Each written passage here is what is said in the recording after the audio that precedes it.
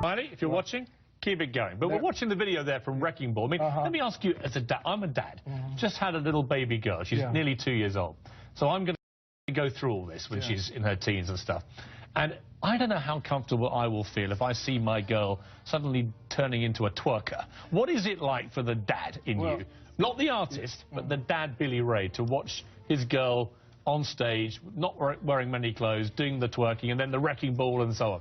Piers, let me warn you, it gets even stranger when that little girl becomes a young lady. Right. And then you go on Twitter and you see where people have put her on top of your head.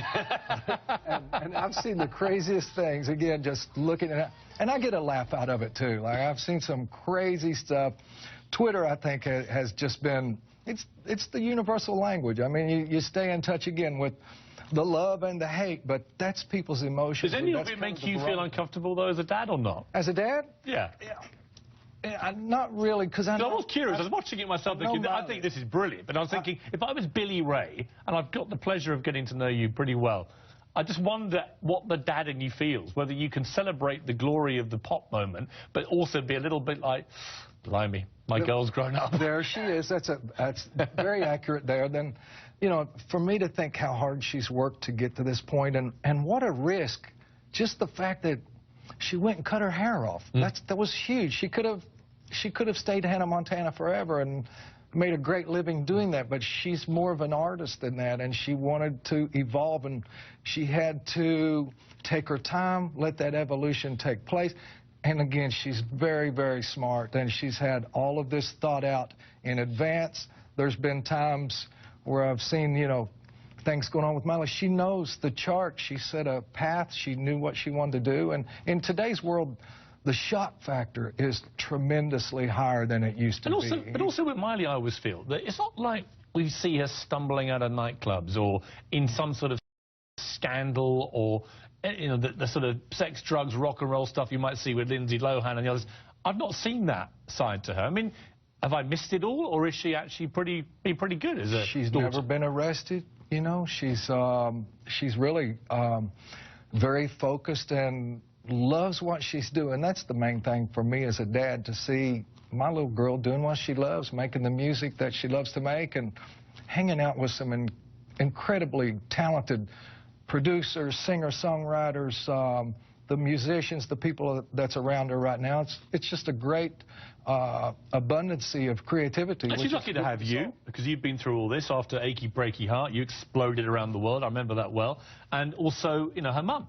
Tishu, I've just been having a chat with her about it. Never really talked to her before. Delightful lady, very strong, and very close to Miley, obviously, as well. But let me put this to you. So you're a part of the Parent Television Council, known for conservative values. They attacked the performance, and they attacked MTV. They said, once again, succeeded in marketing sexually charged messages to young children using former child stars and so on. You've seen all that. You're a responsible guy, and I know you're a respectful man in that sense. What is your response to those like that council and like people that have subscribed to it who have got serious concerns about what Miley did? Yeah. Well, I'm on the council, you know. I will say in 10 years, I don't recall ever being invited to a meeting, so I'm not exactly sure what the council does. But I started... well, they get very angry about things like Miley. They sure do, too.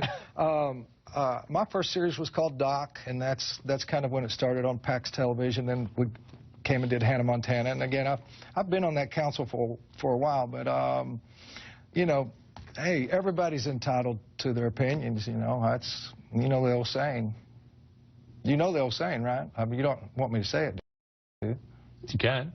Well, opinions are like everybody has one. Well, you know what I'm talking about. On a personal level, fill in the word. Did you get angry about when people go after Miley, given she is only 20 and they attack her? You've seen the Twitter stuff sometimes. A lot of it's very positive, but a lot of it's vicious. Oh, Lord. I'm her daddy, you know.